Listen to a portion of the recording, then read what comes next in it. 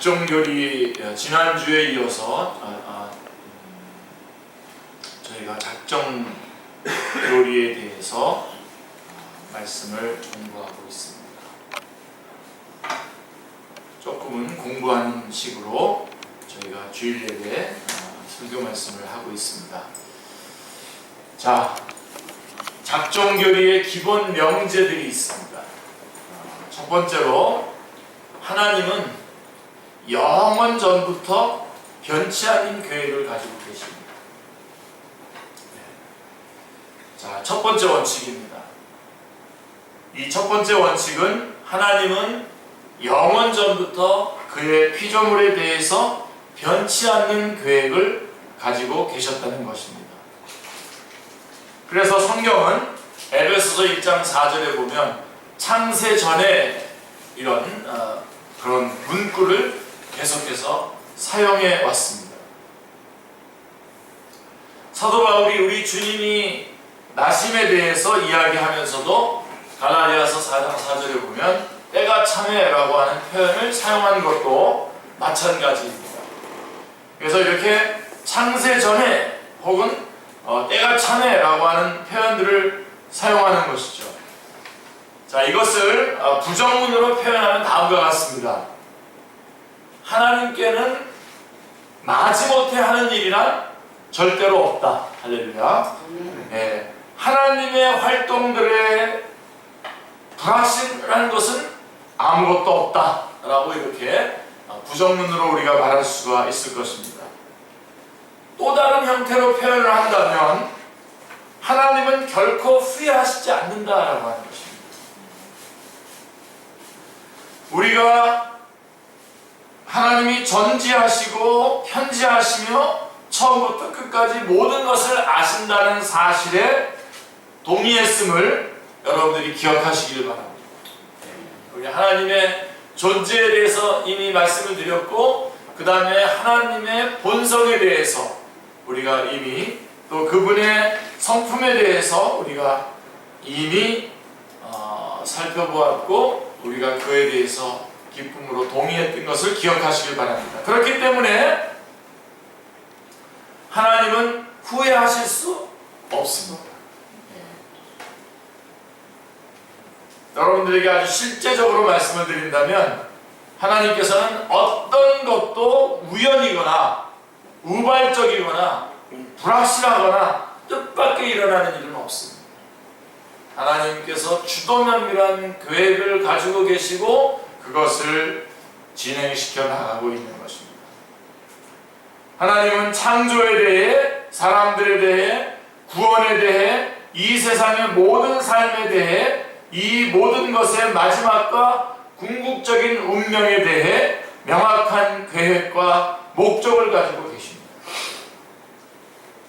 하나님이 하신 모든 일, 그분이 일어나게 하시는 모든 일은 그분 자신의 영원한 계획에 따른 것이며, 그 계획은 고정되어 있고 확실하고 변하지 않으며 절대적입니다. 아멘. 이것이 첫 번째 원칙입니다. 그리고 두 번째는 하나님의 계획은 모든 것을 포괄하고 결정합니다. 이게 두 번째 원칙입니다. 두 번째 원칙은 하나님의 계획은 일어나고 있는 모든 종류의 일과 사건들을 포괄하고 결정한다는 것입니다. 하나님이 특정한 결과를 계획하셨다면, 하나님께서 특정한 결과를 계획하셨다고 믿는다면 그 결과로 이끌어가는 모든 일도 하나님께서 계획하신다고 믿어야 합니다. 하나님이 특정한 시점에 창조하기로 작정하셨음을 믿으며, 또한 특정한 시점에 세상에 종말을 가져오기로 결정하셨다고 믿는다면, 다시 말해서 종말이 분명하게 결정되었다고 한다면 그 종말로 이끌어가는 모든 것도 역시 결정되어 있을 수밖에 없습니다. 또한 발생하는 모든 사건과 일들, 그 종말로 이끌어가는 모든 것 사이에 일종의 상관관계가 있다는 사실도 알 수가 있습니다. 그래서 하나님의 영원하신 작정의 교리는 모든 것이 궁극적으로 하나님에 의해서 결정되고 정해진다고 말합니다.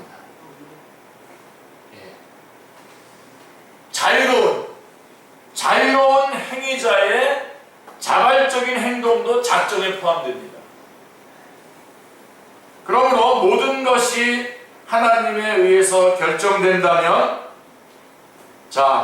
자유롭고 자발적인 행위자들의 자유롭고 자발적인 행동들도 당연히 그 안에 포함이 되는 것입니다.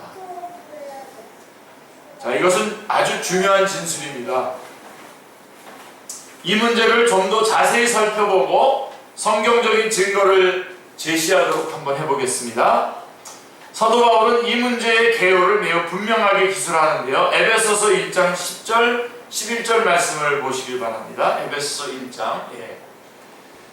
하늘에 있는 것이나 땅에 있는 것이 다 그리스도 안에서 통일되게 하려 하심이라. 모든 일을 그의 뜻의 결정대로 일하시는 이의 계획을 따라 우리가 예정을 입어 그 안에서 기업이 되었으니 라고 말씀하고 있습니다. 이 진술은 모든 일에 적용이 됩니다. 사도 바울은 이 구절에서 에베소서 1장 10절 11절에서 예수 그리스도 안에서 하나가 된 전체 우주에 대해서 말하고 있는 것입니다. 하나님이 이런 일을 일어나게 하실 것이라고 말씀하고 우주 안에 있는 모든 일을 하나님의 작정에 의해서 일어나게 하실 것이다 라고 말씀하고 있는 것입니다. 우리에게는 아주 우연한 사건처럼 보이는 일들을 하나님이 지배하시고 통제하시고 결정하신다는 것을 보여주는 또 다른 성경의 증거가 있는데요. 잠언에 보시면 16장 33절에 보시면 제비는 사람이 뽑으나 모든 일을 작정하시는 여호와께 있느니라. 제비는 사람이 뽑지만 모든 일을 작정하시는 여호와께 있다라고 말씀하고 있는 것입니다. 우리는 제비를 뽑을 때에 이렇게 뽑기를 할 때에 행운과 우연의 문제로 간주하지 않습니까? 성경도 그렇게 인정하는 듯 제비를 뽑는 행위는 우리가 합니다. 하지만 그 일을 작정하기에는 여호와께 있으니까 우리는 우연히 뽑는 것 같지만 하나님은 그것을 작정하시고 하나님께서 역사하시고 인도하신다라고 하는 사실입니다. 또 신약에는 신약성경 마태복음 10장 29절 말씀에는 우리 주님이 이렇게 말씀하십니다. 참새 두 마리가 한 아사리온에 팔리지 않느냐. 그러나 너희 아버지께서는 허락하지 아니하시면 그 하나도 땅에 떨어지지 아니하리라 라고 말씀하신 기록이 있습니다. 작은 참새 한 마리가 죽어서 땅에 떨어집니다. 우리는 우연이라고 그냥 벌어진 일이라고 말합니다. 그러나 전혀 그렇지 않습니다. 너희 아버지께서 허락하지 아니하시면 그 하나도 땅에 떨어지지 아니하리라. 작은 참새 한 마리, 가장 작은 동전의 단위로 한 그 동전, 오늘날 우리식으로 하면 5원짜리나 10원짜리, 혹은 1원짜리 동전에 의해서 두 마리가 팔리는 그 참새 한 마리가 땅에 떨어지는 것도 하나님이 허락하시지 아니하시면 떨어질 수 없다는 거죠. 이 정도로 아주 세밀하게 모든 면에 있어서 하나님께서 모든 것들을 작정하시고 그대로 이끌어가고 계신다라고 하는 사실입니다. 그러면서 우리 주님은 이렇게 말씀하십니다. 마태복음 10장 30절에 보면 너희에게는 머리털까지 다 세신 바 되었나니 라고 말씀하고 있습니다. 아주 우연한 일처럼 우연히 일어난 것처럼 보이는 것도 사건들도 하나님께 통제를 받고 있다는 것입니다. 하나님께서 이 모든 것을 다 통제하고 계신다라고 하는 사실입니다. 자, 우리는 이번에는 우리의 자유로운 행위들에 대해서 한번 생각해 보겠습니다. 잠언 21장 1절 말씀을 보십시오. 왕의 마음이 여호와의 손에 있음이 마치 보의 물과 같아서 그가 임의로 인도하시느니라 라고 말씀하고 있습니다. 왕은 자유롭게 행동하는 것처럼 보이지만 하나님은 마치 물을 통제하듯이 그를 통제하고 계신다라고 하는 말씀입니다. 에베소서 2장 10절 말씀을 다시 보시면 우리는 그의 만드신 바라 그리스도 예수 안에서 선한 일을 위하여 지으심을 받은 자니 이 일은 하나님이 전에 예비하사 우리로 그 가운데서 행하게 하려 하심이라 라고 말씀하고 있습니다. 하나님은 우리를 구원하셔서 우리를 통해서 선한 일을 하시려고 하는데 이것은 이미 예비하셨던 겁니다. 그렇게 예비하셔서 우리를 그렇게 인도하고 계시는 것이다 라고 말씀하고 있는 것입니다. 그리고 빌립보서 2장 13절 말씀, 그 유명한 말씀 아닙니까? 너희 안에서 행하시는 이는 하나님이시니 자기의 기쁘신 뜻을 위하여 너희로 소원을 두고 행하게 하시나니 라고 말씀하고 있습니다. 하나님께서 그 기쁘신 뜻 안에서 우리를 이끌어 가실 때 그 안에다 소원을 두시고 우리를 이끌어 가고 계신다라고 성경은 말씀하고 있는 것입니다. 자, 그래서 우리의 모든 자유로운 행동들에 대해서도 주님께서 이미 작정하고 계셨다라고 하는 말씀을 드렸고요. 자, 하지만 더 엄청나고 놀라운 원칙에 우리가 접근해 보겠습니다. 여러분 별로 안 놀라시는 것 같아요. 성경은 우리에게, 이번에는 여러분 놀랄 수밖에 없습니다. 성경은 우리에게 심지어 악한 행동까지도 하나님의 손 안에 있다는 사실을 가르쳐주고 있습니다. 오순절날 예루살렘에서 사도 베드로가 설교한 말씀을 들어보시기 바랍니다. 사도행전 2장 23절인데요. 그가 하나님의 정하신 뜻과 미리 아신 대로 내어준 바 되었거늘 너희가 법 없는 자들의 손을 빌어 못 박아 죽였으나, 이렇게 말씀하고 있습니다. 그가 하나님의 정하신 뜻과 미리 아신 대로 내어준 바 되었거늘 너희가 법 없는 자의 손을 빌어서 못 박아 죽였다라고 말씀하고 있는 것입니다. 그들의 악한 행동들에 대해서도 이미 하나님께서는 작정하고 계셨던 것입니다. 사도행전 4장에서는 이것을 다음과 같이 표현합니다. 27절에, 사도행전 4장 27절에 보시면 과연 헤롯과 본디오 빌라도는 이방인과 이스라엘 백성과 합동하여 하나님의 기름 부으신 거룩한 종 예수를 거스려라고 말씀하고 있습니다. 자, 28절, 자 주목하십시오. 28절에 하나님의 권능과 뜻대로 이루려고 예정하신 그것을 행하려고 이 성에 모였나이다. 그 사람들의 끔찍한 죄는 하나님의 뜻에 따라서 미리 예정된 것이었다는 것입니다. 같은 문제에 대해서 놀라운 예가, 우리가 너무나 잘 알고 있는 예가 있죠. 창세기에 가보시면 창세기에서 요셉이 그의 형제들에게 말하는 유명한 구절이 나와 있습니다. 요셉은 그의 겪은 일을 말하면서 형들을 향해 이렇게 말합니다. 창세기 45장 8절 앞부분을 보십시오. 그런즉 나를 이리로 보낸 자는 당신들이 아니요 하나님이십니다. 우리의 관점에서 보면 그 일을 행한 자들은 그의 형들이었습니다. 그의 형들이 악한 마음을 가지고 그렇게 했습니다. 그들은 돈을 벌려고, 그리고 질투심에 가득 차서 비열하고 매우 악한 일을 했습니다.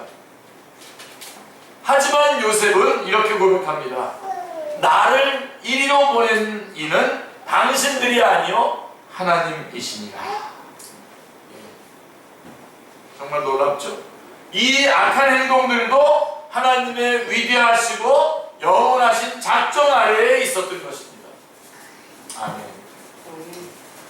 이에 대해서 분명히 정리하도록 하겠습니다. 하나님의 거룩하심에 대해 우리가 이미 인정한 사실에 비추어 볼 때에 우리는 즉시 다음과 같이 말할 수밖에 없습니다. 즉 하나님은 어떤 의미에서도, 그리고 아무리 사소한 것이라고 할지라도 악을 유발하시지 않습니다. 그분은 악을 승인하시지 않습니다. 하지만 하나님은 악한 행위자들이 악을 행하는 것을 허용하시며 그분 자신의 지혜롭고 거룩한 목적을 위해서 악을 지배하십니다. 자, 아니면 이렇게 표현해도 좋습니다. 죄를 금하고 벌하는 도덕법을 정하시는 하나님의 작정이 또한 죄의 발생을 허용하신다는 것입니다. 하지만 하나님의 뜻은 악의 그 한계를 설정하셔서 그 악이 벗어나지 못할 정확한 궤도와 이루게 될 결과를 결정하며 결과적으로 선을 이루도록 지배를 하십니다.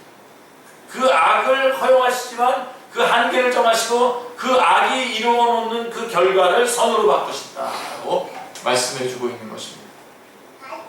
성경은 이 사실을 분명하게 가르쳐주고 있는데요. 창세기 50장 20절 말씀을 보시면 요셉과 그의 형제들에 대해서 한 이야기를 우리가 다시 들어볼 수가 있겠죠. 요셉은 말합니다. 창세기 50장 20절에서 당신들은 나를 헤아려 하였으나 하나님은 그것을 선으로 바꾸사 오늘과 같이 많은 백성의 생명을 구원하게 하시려 하셨나니 말씀하고 있습니다. 이 모든 문제에 대한 가장 놀라운 예는 아마도 유다가 예수님을 배반한 사건일 것입니다. 그것은 자유롭고 자발적인 행동이었으나 그럼에도 하나님의 위대한 영원하신 목적과 계획의 일부였습니다. 그래서 악한 일에도 하나님의 작정이 있으셨고 그 다음에 이 사실로 인해서 하나님의 모든 작정은 무조건적이고 주권적이라고 하는 세 번째 문제에 도달하게 됩니다. 하나님의 작정은 무조건적이고 주권적입니다. 놓치지 마시기 바랍니다.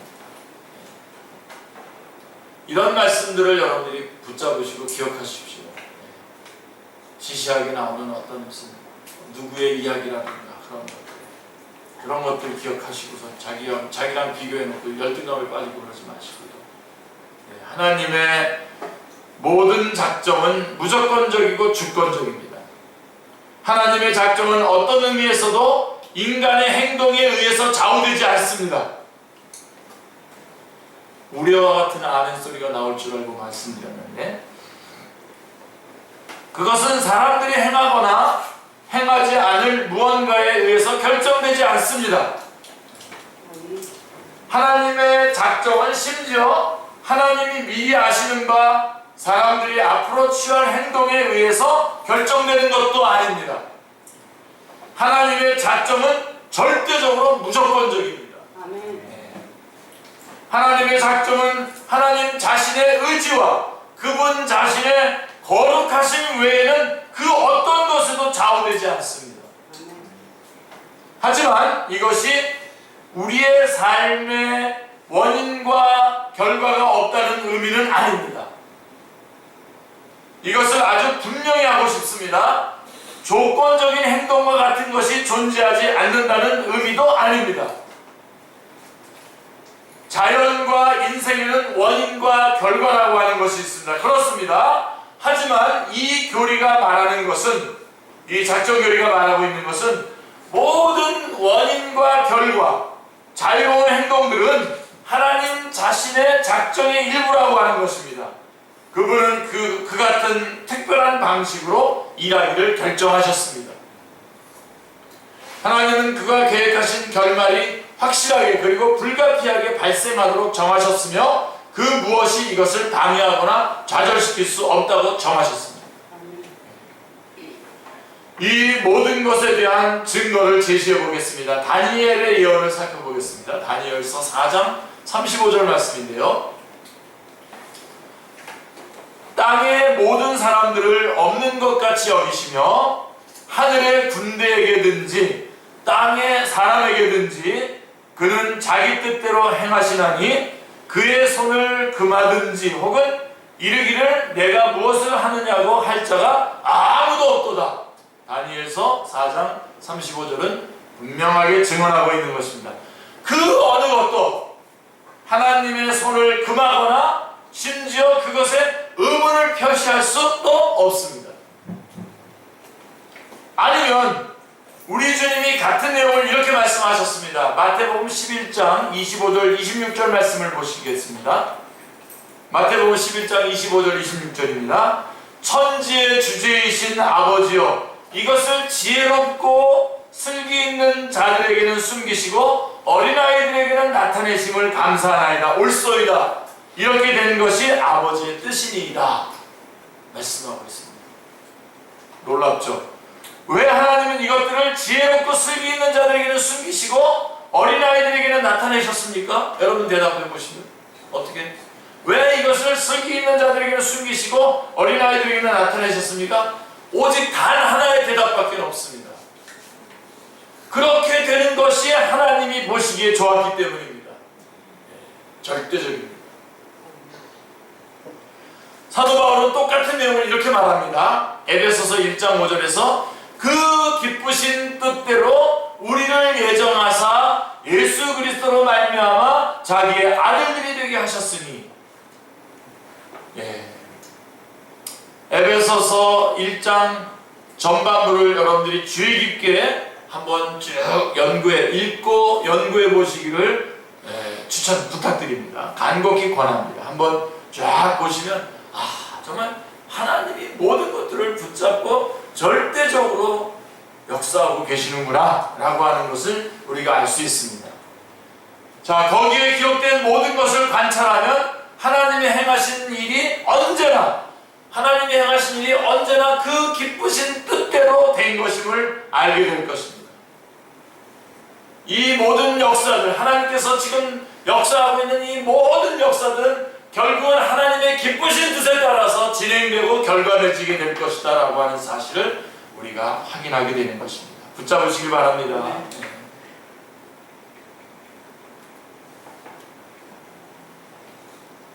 다른 무엇으로 인해 된 것이 절대로 아닙니다. 그것은 전적으로 은혜로, 하나님의 은혜에 의한 것입니다. 물론 이 교리가 가장 명확하게 진술되어 있는 것은 저 웅대하고 위대한 로마서 9장이죠. 특별히 11절 말씀, 로마서 9장 11절 말씀, 이 부분을 강조하고 싶습니다. 우리 금정역 킹제임스 버전에서는 이게 가로 안에 쳐져 있습니다만은 이 얼마나 위대한 기절이며 얼마나 대단한 진술입니까? 로마서 9장 11절 말씀입니다.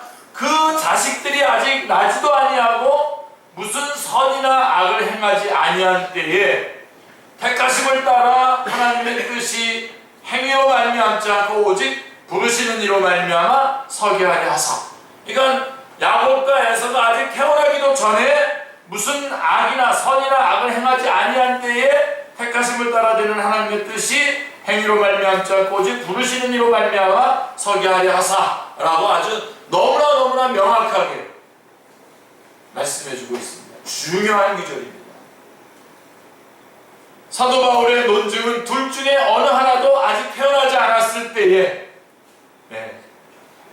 야곱이나 에서가 아직도 태어나지도 않았을 때에 하나님이 내가 야곱은 사랑하고 에서는 미워하였다라고 말씀하셨기 때문에 13절에서 큰 자가 어린 자를 섬겨야 한다고 정하셨다는 것입니다. 우리는 질문할 것입니다. 왜 하나님이 야곱은 사랑하시고 에서는 미워하셨습니까? 그것은 그들이 행한 일 때문이었습니까? 그렇지 않습니다. 그들이 태어나기도 전에, 그들이 임신조차 되기 전에 하나님은 에서가 아니라 야곱을 택하셨습니다. 그것은 어떤 점에서도 그들의 행위와는 아무 상관이 없습니다. 하나님의 목적은 무조건적이며 절대적으로 주권적이십니다. 사도 바울의 말을 다시 한번 들어보시기 바랍니다. 로마서 9장 14절에 보십시오. 그런즉 우리가 무슨 말 하리요? 하나님께 불의가 있느냐? 결코 그럴 수 없느니라. 심지어 그렇게 하나님께 불의가 있느냐라고 그런 생각조차도 있을 수가 없습니다. 그것은 불가능합니다. 로마서 9장 15절로 18절 말씀을 보십시오. 모세에게 이르시되 내가 긍휼히 여길 자를 긍휼히 여기고 불쌍히 여길 자를 불쌍히 여기리라 하셨으니 그런즉 원하는 자로 말미암음도 아니요 다른 박질하는 자로 말미암음도 아니요 오직 긍휼히 여기시는 하나님으로 말미암음이라. 성경이 바로에게 이르시되 내가 이 일을 위하여 너를 세웠으니 곧 너로 말미암아 내 능력을 보이고 내 이름이 온 땅에 전파되게 하려 함이로다 하였으니 그런즉 하나님께서 하고자 하시는 자를 긍휼히 여기시고 하고자 하시는 자를 강팍해 하시느니라.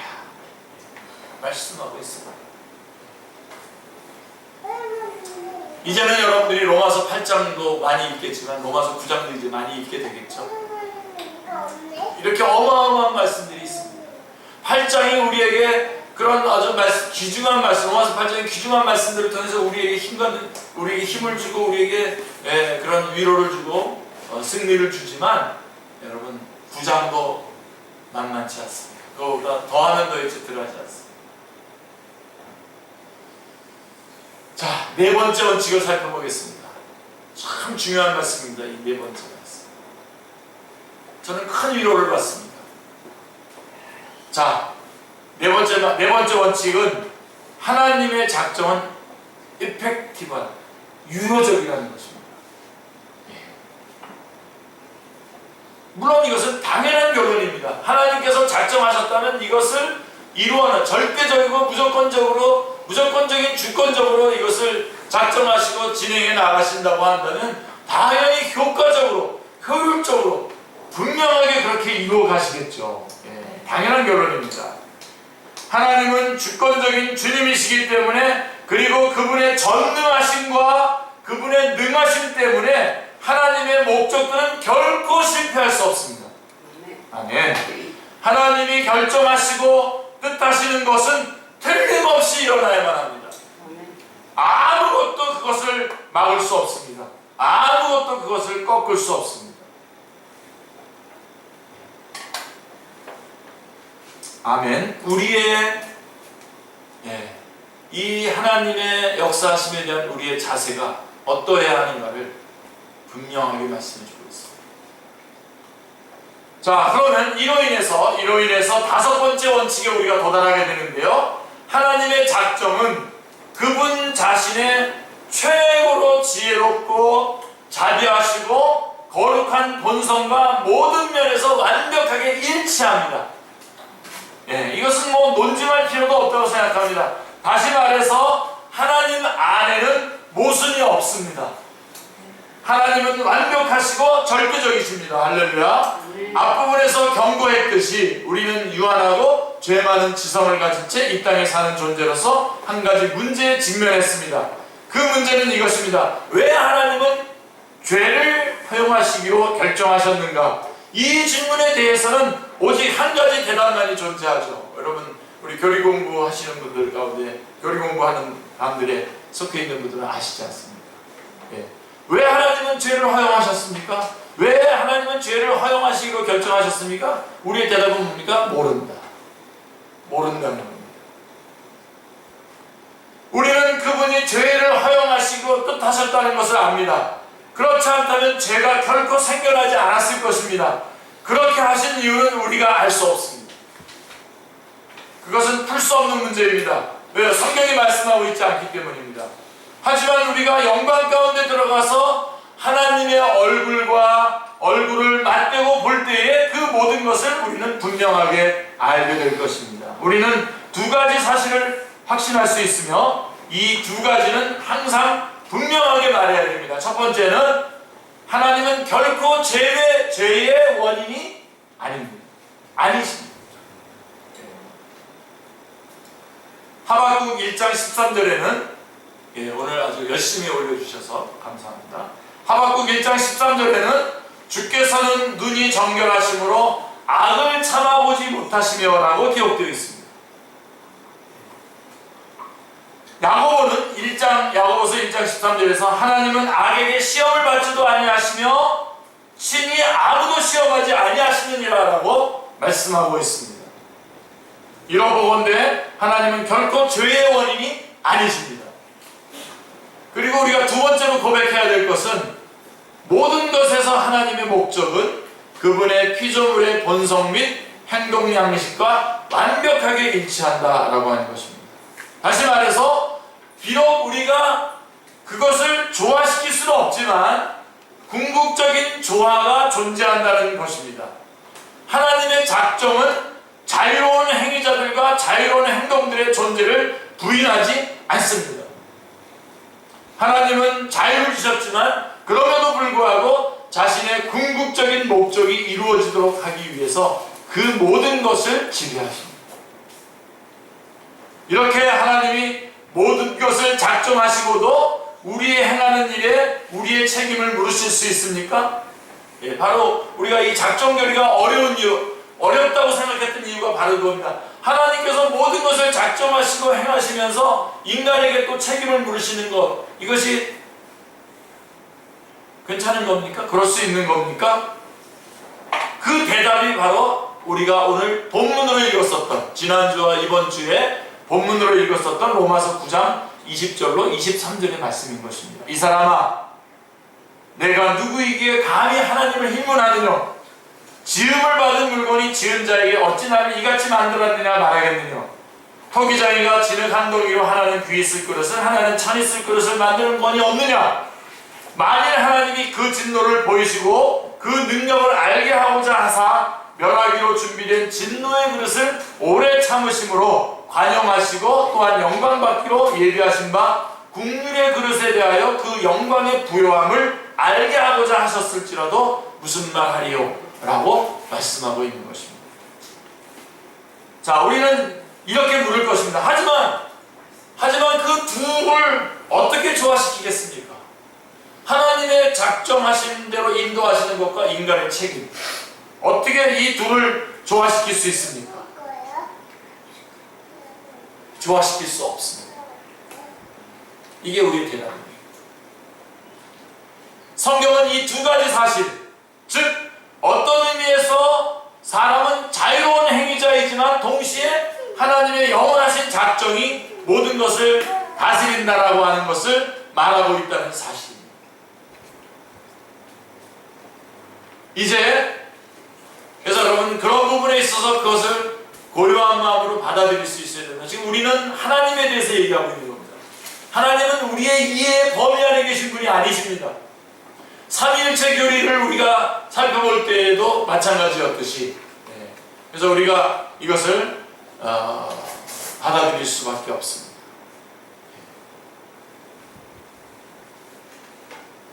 그리고 이제 마지막 명제를 말해야 될 텐데, 자, 이게 너무나 중요하고 감동이 있고 감격이 있습니다. 자, 이제 마지막 명제를 말해야 되겠습니다. 그것은 사람들과 천사들의 구원, 특별히 그들 중 일부의 구원은 세상이 창조되기 전에 하나님이 결정하셨다는 것입니다. 할렐루야. 하나님은 전적으로 그분의 선하신 뜻과 은혜로 말미암아 이 일을 하십니다. 마태복음 11장 25절 26절 말씀을 보십시오. 그때에 예수께서 대답하여 이르시되 천지의 주제이신 아버지여, 이것을 지혜롭고 슬기 있는 자에게는 숨기시고 어린 아이들에게는 나타내심을 감사하나이다. 옳소이다. 이렇게 된 것이 아버지의 뜻이니이다 말씀하고 있습니다. 할렐루야. 요한복음 6장 37절에도 아버지께서 내게 주신 자는 다 내게로 올 것이요 라고 말씀하고 있습니다. 요한복음 6장 44절에서도요, 우리 주님은 나를 보내신 아버지께서 이끌지 아니하시면 아무도 내게 올 수 없으니 라고 말씀하고 있습니다. 사도행전 13장 48절에는 영생을 주시기로 작정된 자는 다 믿더라 라고 말씀하고 있습니다. 놀랍지 않습니까, 여러분? 영생을 주기로 작정된 자들은 다 믿더라. 안 작정된 자들은 안 믿는 거죠. 데살로니가후서 2장 13절에는 주의 사랑하시는 형제들아, 우리가 항상 너희를 위하여 마땅히 하나님께 감사할 것은 하나님이 처음부터 너희를 택하사 성령의 거룩하게 하심과 진리를 믿음으로 구원을 얻게 하심이니 하시니라고 기록되어 있습니다. 또 디모데에게 보낸 편지에서 사도 바울은 이렇게 말합니다. 하나님이 우리를 구원하사 거룩하신 부르심으로 부르심은 우리의 행위대로 하심이 아니요 오직 자기 뜻과 영원한 때 전부터 그리스도 예수 안에서 우리에게 주신 은혜대로 하심이라 라고 디모데후서 1장 9절은 말씀하고 있습니다. 네, 여러분 로마서 9장 20절 23절 오늘 본문 말씀, 오늘 우리가 본문으로 삼았던 말씀을 한번 여러분 다시 한번 보시길 바랍니다. 네. 사도 바울은 하나님의 영원하신 작정이라고 하는 이 위대한 교리를 선포하면서 로마 사람 하나가 다음과 같은 질문을 하는 상황을 가정을 합니다.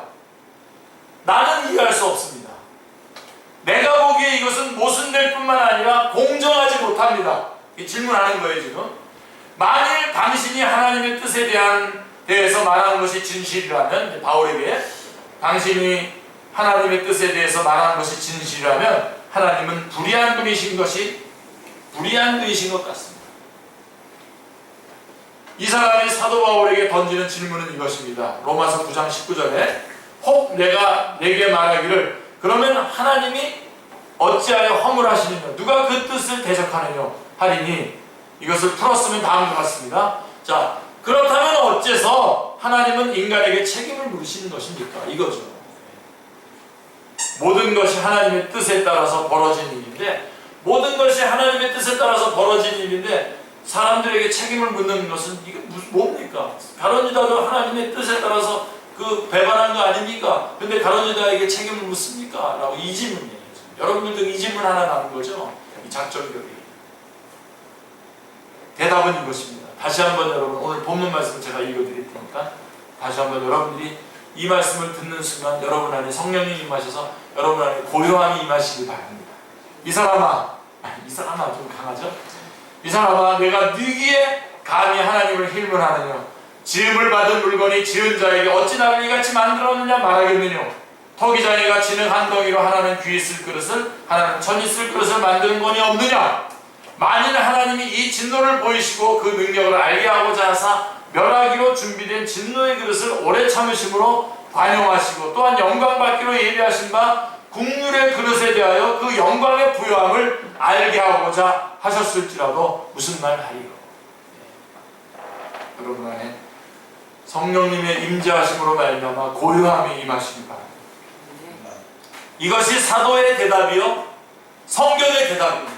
이게 성경의 대답입니다. 그러므로 이것이 우리가 시간의 매인 이 세상에 있는 동안 우리를 위해서 주시는 하나님의 대답입니다. 우리가 현재까지 이 대답까지밖에 우리는 이해할 수가 없습니다. 이것은 우리의 이해를 초월하는 문제인 것입니다. 우리는 하나님의 마음이 궁극적으로 어떻게 역사하는지 이해할 수 없습니다. 이해할 수 없습니다. 이것은 왜 그런가? 저것은 왜 그런가? 왜 하나님은 바로를 일으키셨는가? 왜 하나님은 에사가 아니라 야곱을 택하셨는가? 모든 것이 결정되고 정해져 있다면 왜 그분은 우리를 벌하시는가? 이런 질문을 하는 것은 아무런 의미가 없습니다. 여기에 대한 대답은 이 사람아 내가 누구이기에? 그게 대답입니다. 우리는 하나님의 마음과 맞붙어 싸우고 있는 것입니다. 우리는 우리가 얼마나 작은지, 우리가 얼마나 유한한지, 타락의 결과로 얼마나 제약된 존재가 되었는지 잊어버리고 있는 것입니다. 우리가 영광 가운데 들어가기까지는 궁극적인 이해를 보류해 두어야 합니다. 이런 것을 막 이해가 되지 않는 부분의 것들을 이해하려고 하면서 허튼 얘기, 하나님에 대해서 다른 얘기, 그래서 이단이 되고 그러는 것이죠. 그렇게 빠져들어가지 않길 바랍니다. 성경이 말씀하고 있는 것에 대해서는 명확하게 붙잡고 주장하시고, 성경이 말하고 있지 않는 부분에 대해서는 딱 중단하시고 더 이상 묻지 않기로 결심하시는 그런 믿음을 여러분들이 가지시기 바랍니다. 그게 신명기 29장 29절의 말씀인 것입니다. 지금 이곳 이 시간 속에서 우리가 해야 할 일은 하나님은 언제나 스스로에게 일관성이 있으심을 믿고 하나님이 그의 영원하신 작정과 창세전에 결정하신 일들에 대해서 명백하게 말씀하신 것을 받아들이는 것입니다. 그리고 무엇보다도 우리가 하나님의 자녀가 된 것은 하나님이 그렇게 결정하셨기 때문이라고 하는 사실이고, 여러분들이 하나님의 자녀가 된 것이 여러분이 선택을 잘해서 된 것이라고 믿는 것과 하나님이 정말 창세전부터 작정하셔서 내가 하나님의 자녀가 됐다는 것, 어느 게 더 감사해요? 하나님이 나를 작정하신 거죠. 그리고 사실 여러분 사실은 여러분이 여러분에게 정말 솔직하게 여러분이 스스로 한번 판단해 보십시오. 우리가 이렇게 하나님의 자녀가 될 수 있는 그런 무슨 꼬투리가 있습니까?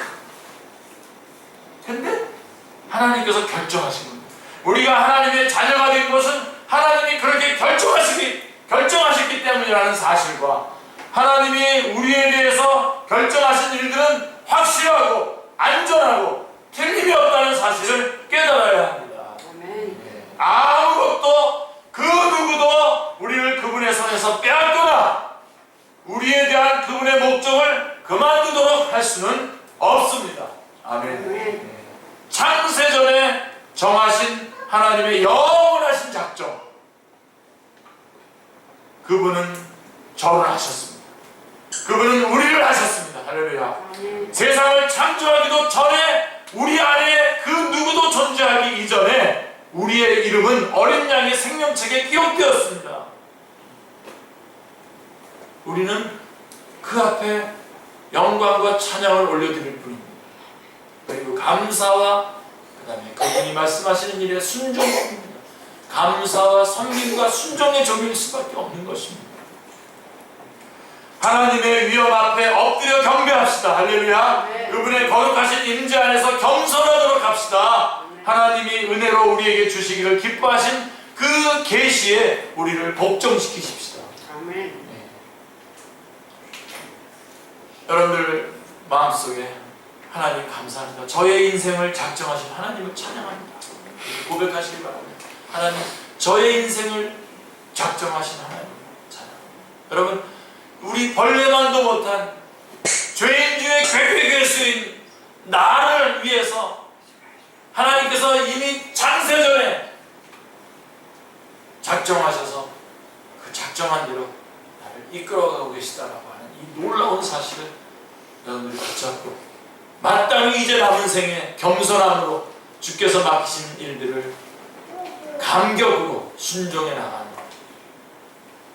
그래서 여러분들이 정말 남은 생에 이제 섬김의 삶을, 주님의 뜻에 순종하여 섬김의 삶을 살아가는 복된 주님의 작정된 하나님의 백성들 다 되시기를 주님의 이름으로 축원합니다. 기도하겠습니다.